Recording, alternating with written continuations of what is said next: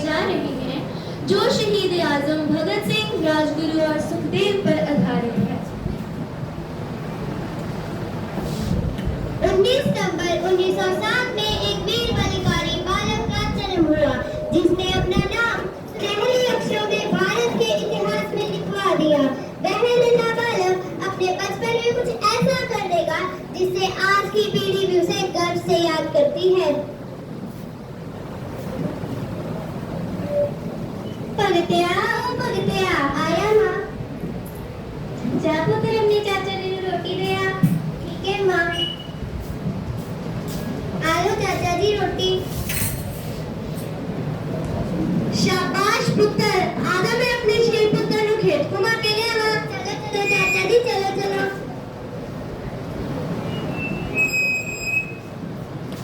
आ देख पुत्र, आ सारी जमीन अपनी है। देख पुत्र, प्रकृति कितनी खूबसूरत है। ਅਸੀਂ ਇਸ ਦੇ ਵਿੱਚ ਇੱਕ ਦਾਣਾ ਬੋਂਦੇ ਹਾਂ ਤੇ ਇਹ ਸਾਨੂੰ ਸੈਂਕੜੇ ਹੀ ਦਾਣੇ ਦਿੰਦੀ ਹੈ। ਚਾਚਾ ਜੀ मैंने भी कुछ उगाया है। ਅੱਗੇ ਨਹੀਂ ਚਾਚਾ ਜੀ, मैंने बंदूखारी खेती ਕੀਤੀ ਆ। ਪਰ ਪੁੱਤ, ਬੰਦੂਕਾਂ ਧਰਤੀ ਵਿੱਚ ਨਹੀਂ ਉੱਗਦੀਆਂ। ਪਰ ਚਾਚਾ ਜੀ, ਤੁਹਾਨੇ ਤਾਂ ਕਿਹਾ ਸੀ ਜੇ ਆਪਾਂ ਇੱਕ ਦਾਣਾ ਬੋਵਾਂਗੇ ਤਾਂ ਸਾਨੂੰ ਸੈਂਕੜੋਂ ਦਾਣੇ ਮਿਲਣਗੇ।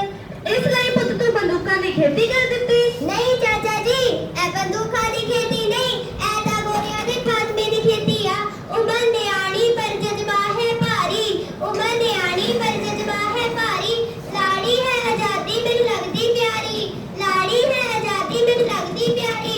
ਤੁਸੀਂ ਹੋਏ ਗੱਲ ਦੇ ਭੇਤੀ ਚਾਚਾ ਜੀ, ਇਹ ਗੋਰਿਆਂ ਦੇ ਖਾਤਮੇ ਦੀ ਖੇਤੀ ਚਾਚਾ ਜੀ, ਇਹ ਗੋਰਿਆਂ ਦੇ ਖਾਤਮੇ ਦੀ ਖੇਤੀ ਚਾਚਾ ਜੀ। शाबाश पुत्र शाबाश, मैनू तेरे तो यही उम्मीद थी। मैनू लगता है कि तू अपने देश लिए पक्का कुछ ना कुछ जरूर करेगा। मैं परमात्मा अगे यही अरदास करदा हां कि रब तेरे उत्ते अपना मेहर भरिया हाथ बनाए रखण। वंदे मातरम, वंदे मातरम, वंदे मातरम। बीतता चला गया, अंग्रेजों के जुल्म भारत पर बढ़ते चले गए और वह नन्हा बालक भी अपने मन में उमड़ते सवालों और दुख के साथ यूं ही अवस्था में प्रवेश कर चुका है।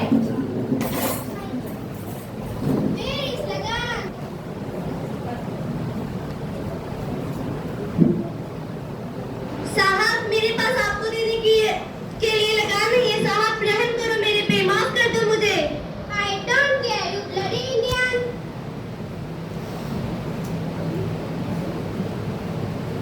अरे चाचा, ये तुम क्या कर रहे हो?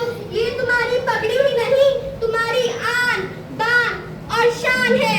ऐसा कोई काम ना करना जो तुम्हारी इज्जत को अपनी ही नजरों में गिरा दे। हाँ चाचा, भगत सिंह सही कह रहा है। अब वह समय दूर नहीं जब हम इनको भारत से निकाल देंगे, मार देंगे या मर जाएंगे, देश के लिए मिट जाएंगे। सरफरोशी की तमन्ना अब हमारे दिल में है, देखना है जोर कितना बाजुए का दिल में है। इनकलाब जिंदाबाद, इनकलाब जिंदाबाद, इनकलाब जिंदाबाद।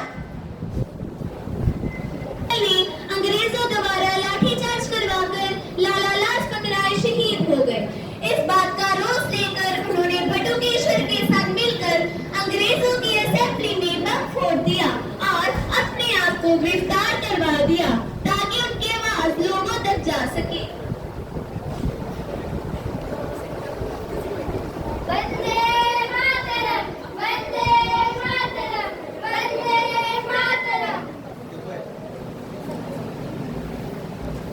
सिंह, राजगुरु सुखदेव हाजिर हो।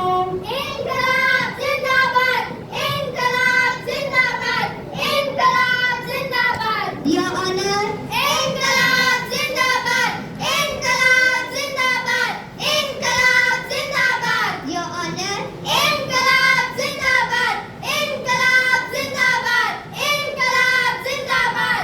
इनकलाब, इनकलाब, इनकलाब। इनकलाब एक लड़ाई है जुर्म और बेइंसाफी के खिलाफ। इनकलाब एक हथियार है मानव जाति का शोषण रोकने के लिए। इनकलाब एक इंसाफ है पूरी दुनिया को आजाद करवाने के लिए।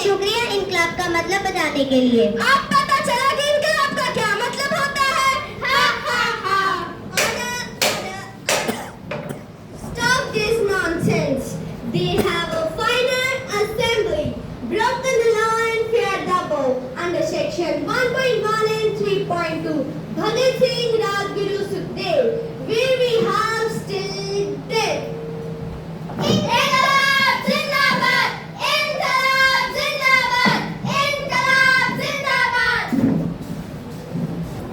भारत के इतिहास का ये काला दिन आखिरकार 31 मार्च 1931 को आ गया, जिस दिन भारत के 3 और नए देशभक्त भगत सिंह, राजगुरु और सुखदेव को फांसी पर चढ़ने का हुक्म सुना दिया गया और उन्होंने भी इसे हंसते हंसते स्वीकार कर लिया।